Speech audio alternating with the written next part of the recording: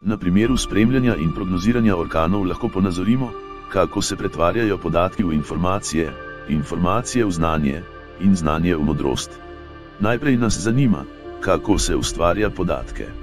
Z ustreznimi merilnimi napravami se zbira podatke o gibanju orkana, njegovi jakosti ter gibanju vetrov.